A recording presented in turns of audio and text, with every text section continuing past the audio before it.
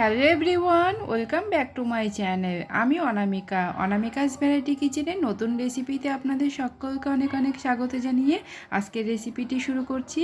আশা করি আমার সকল বন্ধুরা ভালো আছেন এবং সুস্থ আছেন। আজকে আমাদের রেসিপি মিক্সড ফ্রাইড রাইস। রেসিপিটি শুরু করার আগে বন্ধুদের কাছে অনুরোধ রইল ভিডিওটি স্কিপ না করে পুরো ভিডিওটি দেখার জন্য। এখানে আমি ফ্রাইড রাইসের জন্য বাসমতি রাইস নিয়ে নিয়েছি। চাউটাকে ভালো করে ধুয়ে আমি 10 থেকে 15 মিনিট এটাকে ভিজিয়ে রেখে দেব। এদিকে চাউটা ভেজানো থাক, এদিকে আমি চিকেন আর চিংড়ি মাছ নিয়ে নিয়েছি। এবার আমি চিকেন এবং চিংড়ি মাছটাকে ম্যারিনেট করে রেখে দেবো 30 মিনিটের জন্য। ম্যারিনেটে আমি দিয়ে দিচ্ছি প্রথমে লেবুর রস। আপনাদের হাতের কাছে যদি লেবু না থাকে এখানে ভিনেগারও আপনারা ইউজ করতে পারেন।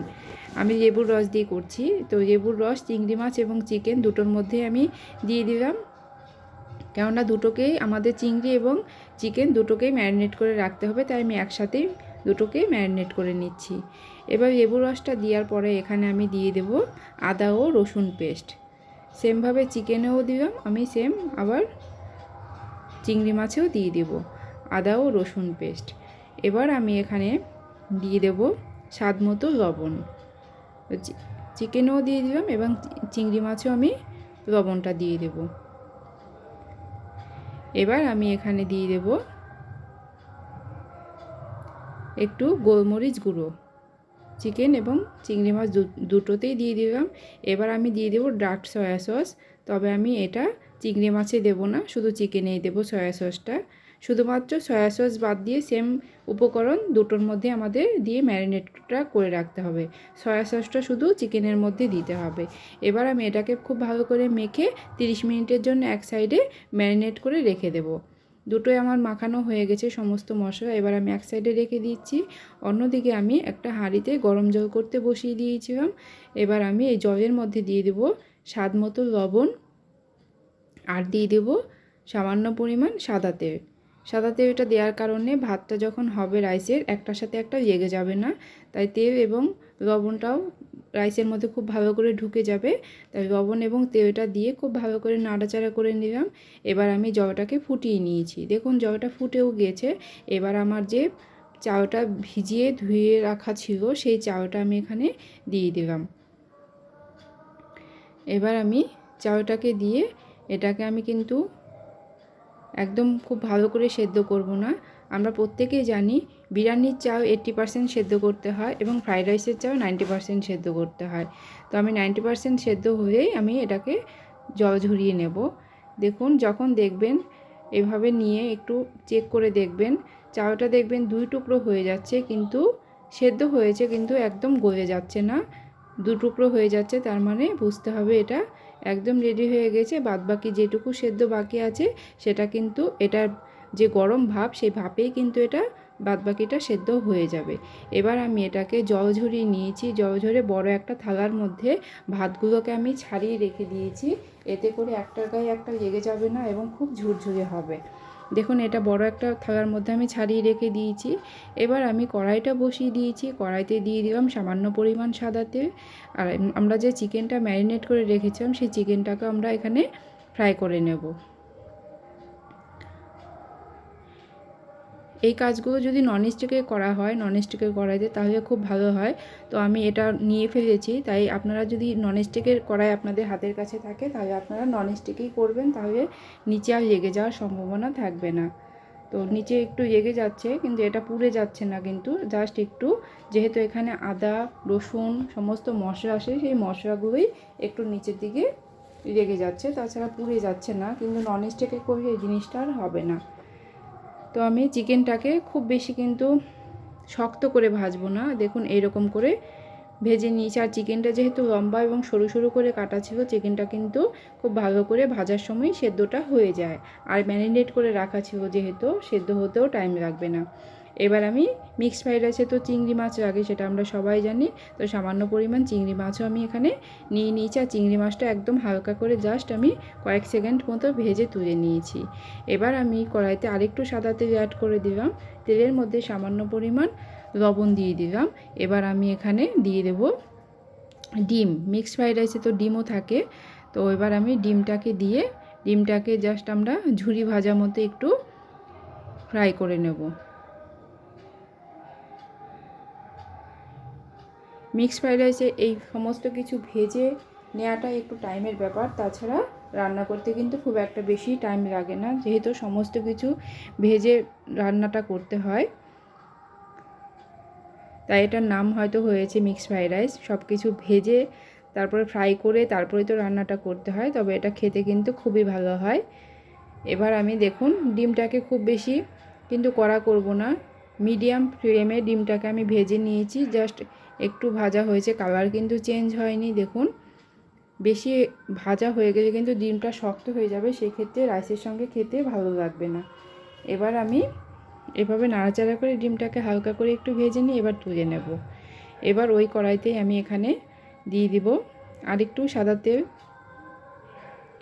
এবার তেলের মধ্যে আমি দিয়ে দিলাম একটা পেঁয়াজ কুচি, তবে আপনাদের হাতের কাছে যদি এখানে পেঁয়াজ পাতা থাকে আপনারা পেঁয়াজ পাতাও দিতে পারেন পেঁয়াজ কুচির পরিবর্তে। তারপরে আদা কুচি, রসুন কুচি দিয়ে দিলাম।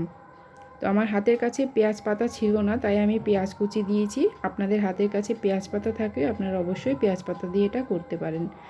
আদা রসুন কুচি এবং পেঁয়াজ কুচিটাকে খুব ভালো করে আমি নাড়াচাড়া করে ভেজে নেব,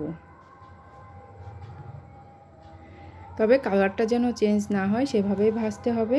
দেখুন এই পর্যায়ে আমি এখানে দিয়ে দিলাম কেটে রাখা গাজর, আর গাজরগুলো দেখতে পাচ্ছেন ছোট ছোট করে এরকম করে কাটতে হয়। তারপর দিয়ে দিলাম বিনস, গাজর বিনসটা দিয়ে আমি সামান্য একটু লবণও দিয়ে দিব, যেন এটা খুব তাড়াতাড়ি সেদ্ধটা হয়ে যায় আর ভাজাটাও তাড়াতাড়ি হয়ে যায়, তার জন্য সামান্য পরিমাণ লবণ দিয়ে দিলাম। এবার ভালো করে আমি 2 থেকে 3 মিনিট এভাবে নাড়াচাড়া করে একটু ভেজে নেব, কিন্তু কোনো কিছুর যেন কালার চেঞ্জ না হয়, তাহলে কিন্তু রাইসটা দেখতে ভালো লাগবে না। দেখুন 2 মিনিট আমি এরকম নাড়াচাড়া করে ভেজে নিই। এবার আমি এখানে দিয়ে দিচ্ছি ক্যাপসিকাম। আপনারা এখানে রেড এবং ইয়েলো ক্যাপসিকামও ইউজ করতে পারেন। তো আমি ক্যাপসিকামটা দিয়ে আবারও এটার সঙ্গে 2 থেকে 3 মিনিট একটু ভেজে নেব নাড়াচাড়া করে। এভাবেই নাড়াচাড়া করে আমি 3-4 মিনিট ভেজে নিয়েছি। আর গ্যাসের ফ্লেমটা মিডিয়ামে রেখে আমি ভেজেছি এগুলো। এভাবে নাড়তে হবে, তা নাহলে নিচের দিকে লেগে যাবে এবং কালারটাও কিন্তু চেঞ্জ হয়ে যাবে। দেখুন এই পর্যায়ে আমি এখানে দিয়ে দেব আমাদের আগে থেকে ভেজে রাখা চিকেনগুলো। চিকেন এবং চিংড়ি মাছ দুটোই আমি এখানে দিয়ে দিলাম। এবার চিকেন এবং চিংড়ি মাছটা দিয়ে সবজির সাথে খুব ভালো করে মিক্সড করে নেব। খুব ভালো করে নাড়াচাড়া করে আমি মিক্সড করে নিয়েছি। এবার আমি এখানে দিয়ে দেব ভেজে রাখা ডিমগুলো। এটাও আমি সব কিছুর সাথে খুব ভালো করে মিশিয়ে দেব। সমস্ত কিছু একসাথে মিক্সড করে এভাবে করে রাইসটা করলে পরে অনেক সুবিধা হয় এবং তাড়াতাড়িও হয়ে যায়। সমস্ত কিছু একসাথে খুব ভালো করে মিক্সড করে নিয়েছি। এবার আমি এখানে দিয়ে দেব সামান্য পরিমাণ ডার্ক সয়া সস, দিয়ে আমি নাড়াচাড়া করে দেব।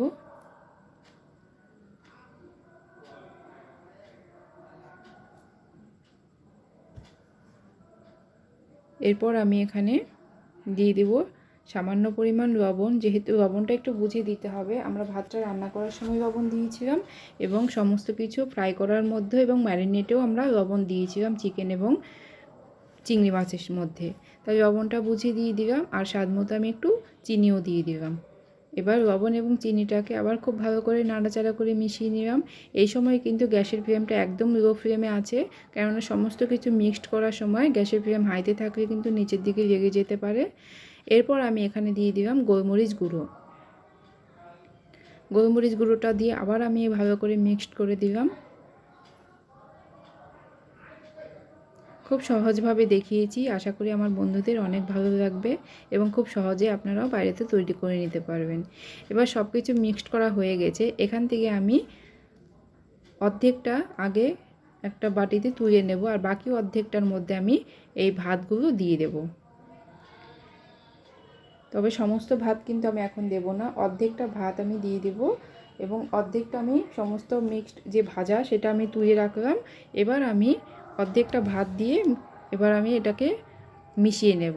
এভাবে করে করলে খুব ইজি হয়ে যায় এবং অনেকটা পরিমাণে করলেও এভাবে কোনো অসুবিধা হয় না মেশাতে।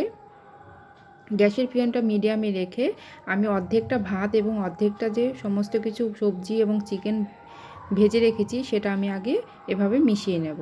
এবার আমি আবার ওপর থেকে বাকি অর্ধেকটা যে ভাত আমি রেখে দিয়েছিলাম সেটা দিয়ে দেব। আর বাকি যে আমি অর্ধেকটা সমস্ত কিছু ভেজে রেখে দিয়েছিলাম চিকেন এবং চিংড়ি মাছ সবজি, এবার বাকিগুলো আমি দিয়ে দেব। এবার আমি এই অর্ধেকটা রাইসের সঙ্গে আবার ভালো করে মিশিয়ে নেব। এরকমভাবে করবেন, তাহলে রাইসটা মেশাতে খুব সুবিধা হবে এবং খুব তাড়াতাড়ি মিশিয়েও যাবে।